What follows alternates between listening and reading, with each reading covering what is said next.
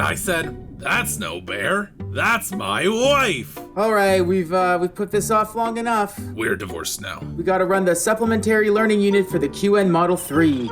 And I've got some good news for all of you, I guess. I'm your supplementary learning unit trainer. Before we start, I just want you to know that I'm a tactile learner. Ooh, I'm a visual learner.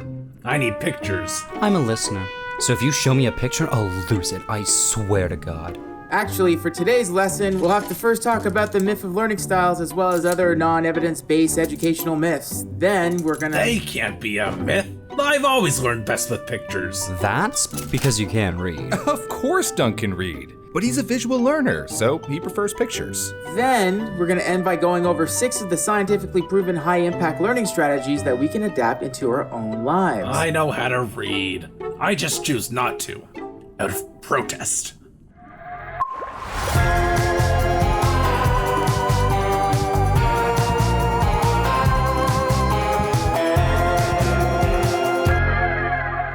It's not controversial to say that educators should pass some kind of test in order to prove that they know how to educate, right? That's reasonable. Teachers need to be taught how to be good teachers. It's also not controversial to say that what we teach teachers should be based on provable evidence, right? Of course. It doesn't make sense to teach something that isn't based on evidence. That's just misinformation at that point. Yet you insist on being taught based on learning styles, which have no basis in science. William Fury, PhD, after researching the topic of learning styles in education, found that 29 American states use learning styles in their certification exams despite having no basis in reality. There's literally nothing to prove that matching methods of education to a student's perceived learning style actually improves learning. Well, you're saying this to me, a listener, so... It's true that different types of information are processed in different parts of the brain, and it's also true that people can have preferences and different abilities. You like lectures, Herb, so you do respond better to them, but that doesn't mean that you should or can only learn if you get your preferred style. For example, Dunk. Present? You're kind of a slow reader. I like to think about reading like stopping to smell the vowels. I could just give you the user manual for the QN Model 3, but I know that you struggle at reading. I'd be setting you up for failure. But I'm sure if I explain concept to you using reference images, you'd probably have an easier time. That's not a learning style, that's just recognizing your individual ability and matching a lesson to it. Of course, there's a certain appeal to learning styles, like an educational astrological sign, but it's pure fortune telling. If teachers are being taught this stuff, it must be real, though. At least a little bit. Not even a little bit. In fact, Work Learning Research, an organization that tries to bring research and practice together for educators, has offered up a $5,000 prize for anyone who can show a positive and scientifically robust outcome for incorporating learning styles into lessons. And you know what? It's gone unclaimed for 8 years as of 2023. I could use $5,000. Is that a lot of money? What is money? I'm gonna make a choice and I'm going to move on. The problem is, even despite a lack of evidence, it's still being taught. A study from the National Council on Teacher Quality found that 67% of teaching courses required students to include learning styles into their lessons, and 59% of textbooks told potential teachers to incorporate this pseudoscience. But that doesn't mean that learning styles are bad, just not as good as we think they are. Well, that's the thing. There could actually be pretty detrimental effects. Generally, people fall into 2 categories in terms of learning style beliefs. There's essentialists and non-essentialists. Essentialists believe that learning styles are inherited from parents, formed in childhood, and that they never change and can predict success in both academia and otherwise. Non-essentialists, they just believe it's a little bit more, loosey-goosey. Wait, if my learning style is what it is, and I can't change it, what if I got a bad one? I'm just screwed? That's the essentialist view, but remember, Dunk, these hardline learning styles, they don't exist. Right. I forgot. Developmental psychologist Shailene Anskevel, PhD, said that her biggest concern is that time is being spent teaching young children maladaptive strategies for learning. This is compounded by the fact that most essentialist teachers work with young children. If a young student is thought to have a visual learning style and only taught that way, they lose out on all the other ways that they can succeed. There's more than just learning styles that struggle to incorporate evidence. Since the 50s, teachers and learning researchers have engaged in what has become known as the language wars. The conflict between 2 different styles of teaching language to kids, phonetics and whole language. I know about phonetics. It's like phonemes and sounds and stuff. I was hooked on phonics once. Just hits different.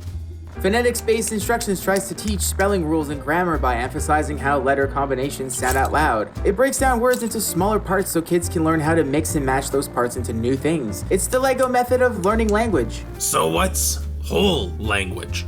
Doesn't every language come from a whole? Whole language is a bit different. It resists the breaking down of words into smaller parts and believes that language is a complete system that makes meaning. Meaning is only made when taking the whole language into consideration. If you break down words into parts, then you break down meaning and the teaching suffers for it.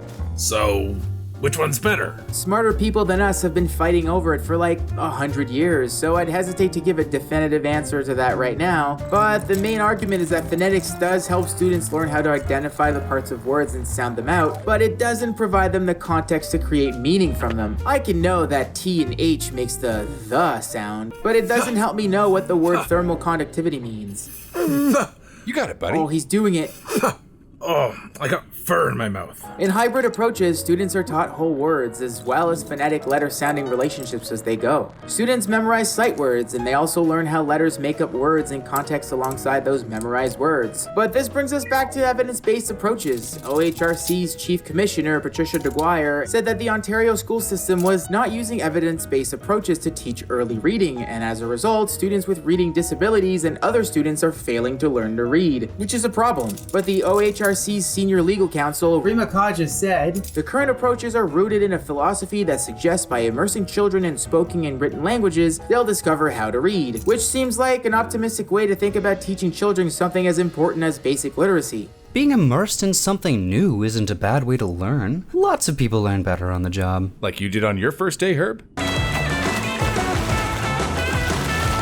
No one told me you needed to know how to swim to serve on a submarine. Actually, speaking of immersion, Australian schools are also trying a new learning strategy that hasn't been backed by evidence. Ooh, you three familiar with open concept offices, right? Oh, you mean fascist surveillance states where my boss gets his own office, but I have to sit in a gymnasium on a beanbag? I love beanbag chairs. Well, you'll be happy to hear, Dunk, that some Aussie schools are bringing this innovative change to the classroom. Ooh. The Grattan Institute, a think tank that aims to improve the lives of all Australians, entered a newly built elementary school in Melbourne to find classrooms divided not by a wall, but a large pillar that allowed students and teachers to come and go from each side as they please. One thing I needed back in school was more distractions. I was paying too close attention.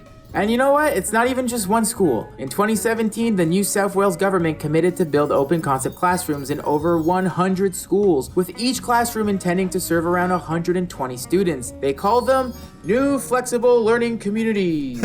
Sounds like corpo speak for less teachers, more students. In a sense, yeah. Proponents of open plan classrooms argue that renovations will bring schools into the 21st century and that these changes innovate learning. The idea is that these classrooms can adapt to handle larger groups of students and let them break off into small groups as they see fit to help them cater to their own learning.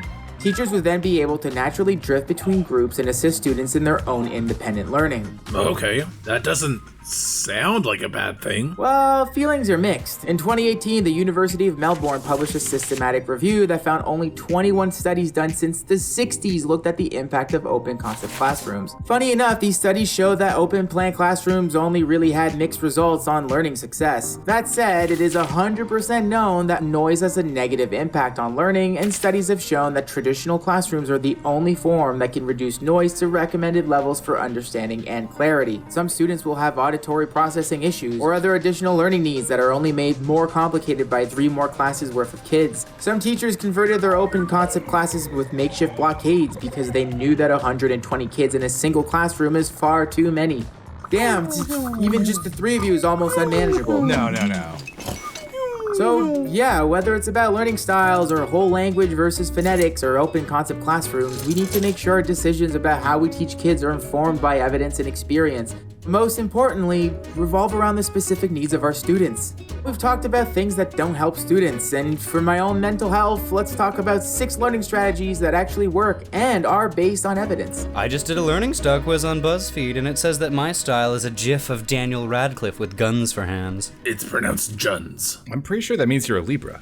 Sean Killian, a former teacher and principal with a master's in education, gives 6 high-impact learning strategies. Strats, if you will. Strat number 1, using visuals and explanations. For example, explaining different eras in Earth's timeline can be made more concrete using a timeline to show students how long each era is in comparison to others. Next is something called concept mapping. It's a method that has a series of concepts presented in boxes or bubbles with arrows to show how they connect and the relationships that are formed between them. For example, the submarine is a concept, and us, the crew, are another concept. We have a relationship, so we draw a line between them. And finally, we clarify what that relationship is.